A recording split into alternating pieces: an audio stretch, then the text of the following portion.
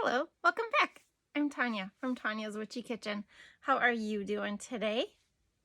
I'm feeling, this is my favorite shirt. It is recently my favorite shirt. I don't know why. I'm sorry. But, I mean, it's me. It's bright. It's colorful. Okay, maybe it's me on the inside. I don't know. Just makes me happy. Yeah. So, do you like surprises? Do you like people, like surprises? I hate them.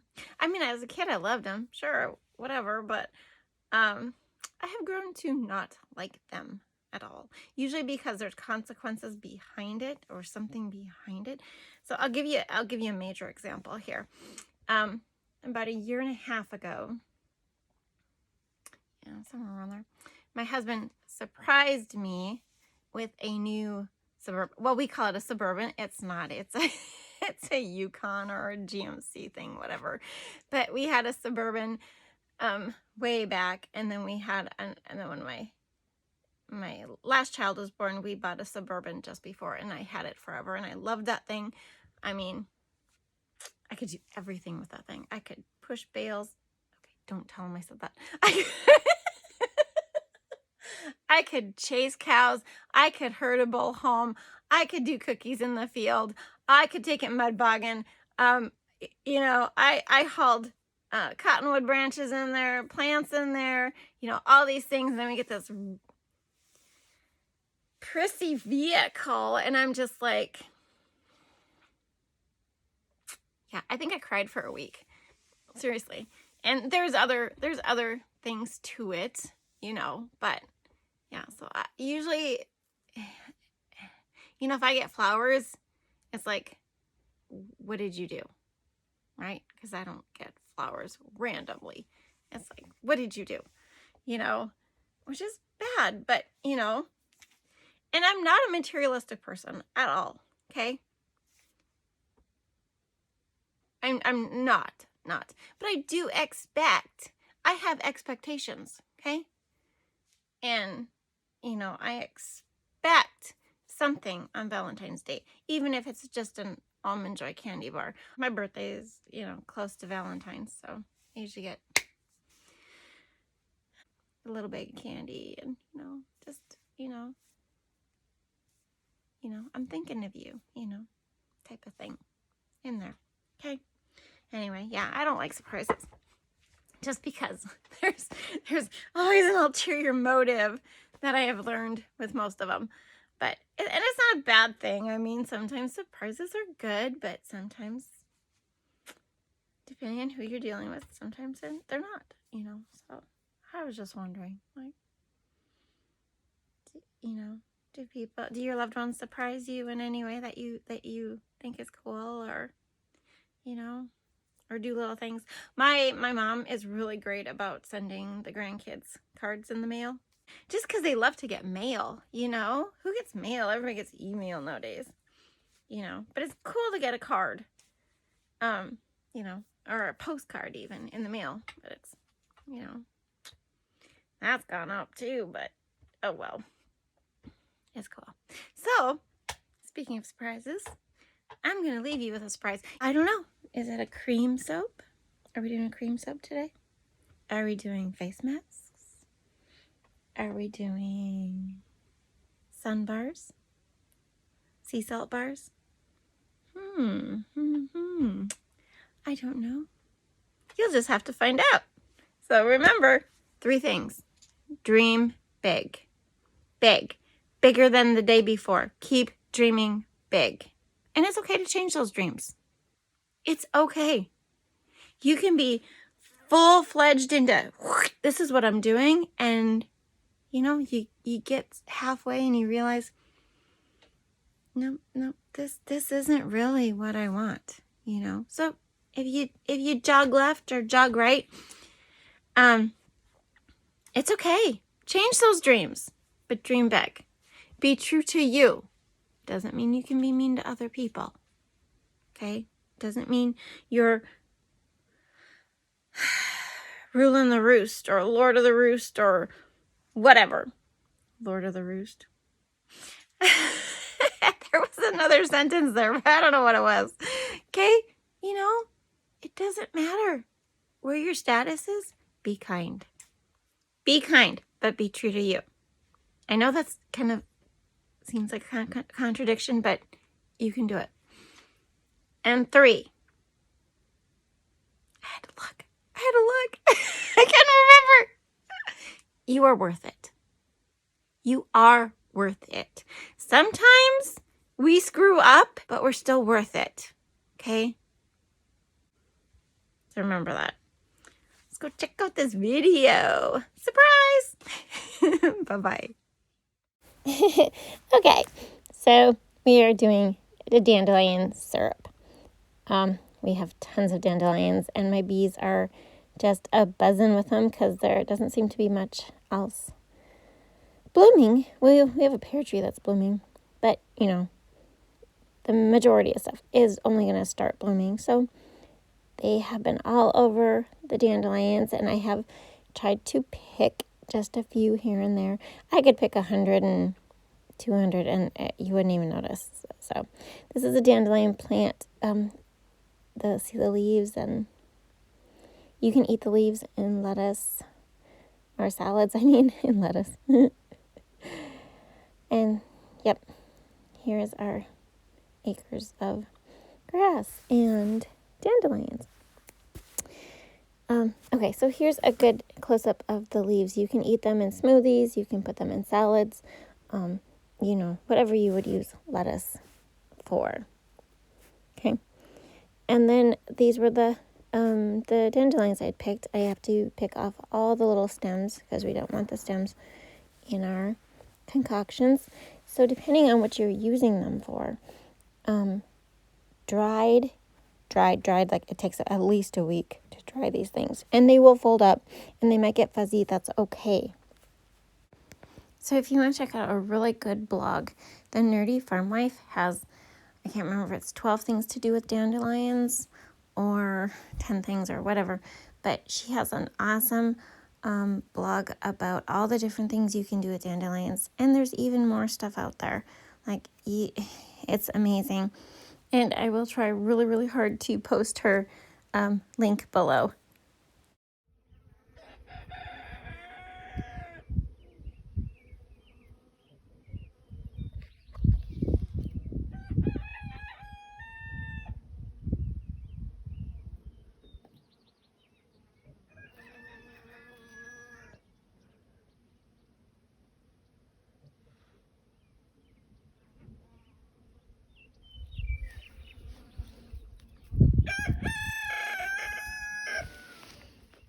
Also remember, do not pick dandelions that are sprayed, that are on the roadside, or in your dog's favorite spot to utilize in the morning or during the day.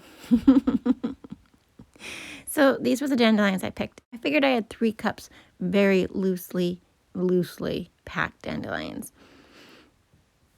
And so I am not drying them and I am not washing them. I'm going to throw them in this colander, and here's a good look at all the little tiny bugs that were in there. Yeah, they're all over. I don't know what to do if you're vegan. I don't know where they'll draw the line there. But I'm just going to shake them up and let them sit for about an hour. So shake and then sit. Shake and sit. Okay? No rinsing. And if you wanted to, you could eat one right out of the basket at this point, if you so choose.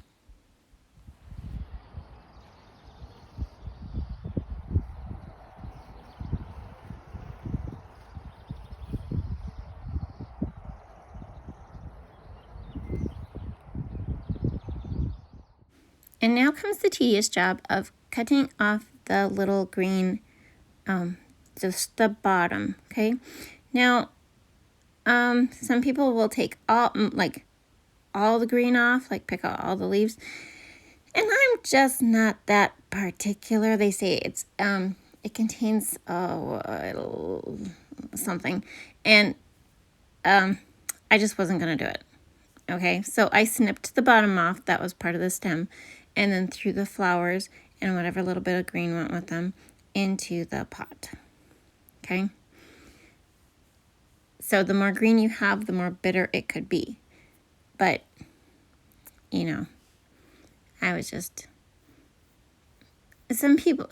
And then there were people that said that it wasn't a big deal. It wasn't really that bitter. So I think if you cut that stem off, you know, just that little bottom stem that connected to the stem, I think you'll be fine. You won't get the pretty golden color though, okay? Mine was a little more of a darker brown. If you have just the yellow, then you'll get the beautiful golden yellow syrup, okay? Okay, into making the syrup. So here are my dandelions in the pot. All nice and, you know, you saw me cut the ends off. So there is still a little green in there, but it's just from the extra little petals that were, you know, attached to the stem part. And we're going to add, let me see, 4 cups of water to this. I did a lot of research, different dandelion syrups and all that, and they're all over the place. Like some boiled it first, then let it set for a day or so. Some put water in it and let it set for 2 days, and then they strained it and boiled it. So I don't think there's an exact science to this, okay? I think it's just kind of like what you want to do with it. But we are going to do, a hibiscus one in July, I think. I'm looking at that. We'll see. No promises, no promises. I can't wait for the lilacs to bloom. I really want to see that. But anyway, this is, so I just have it on low. I'm mixing it up really good because they're fluffy and they sit on the top, you know. And so just, you know, give it a good mix. And I had it on like 3. You know, that's my regular cooking thing. It wasn't low, it wasn't high. So a good 3 just to get it start simmering. And then here I am just mixing it again. I think I was mixing it like every 10 minutes or so. Till it really started to boil. See, it's starting to boil around the edges just a little bit. So then I let it cook for about 10-15 minutes, and then I shut it off. And I covered it.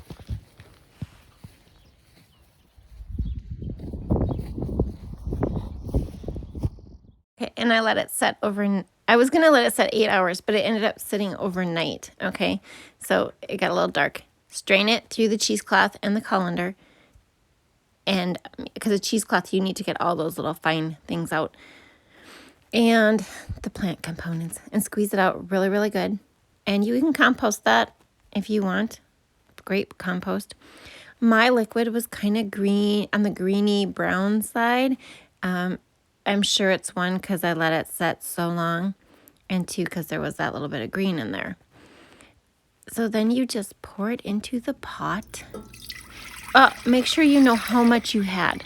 How much liquid you had to begin with, okay? Pour it back into the pot. Put it on like a nice 3, medium, low. This is my honey. It's so thick. So I added a cup of honey to it. And squeezed 1 lemon. And if your kids beat the crap out of the lemon at the grocery store, it's okay. They're just getting it ready to juice for you. Yeah, don't ask me how I know that. Yeah, juice it really well. I put about 2.5 tablespoons of lemon juice into this.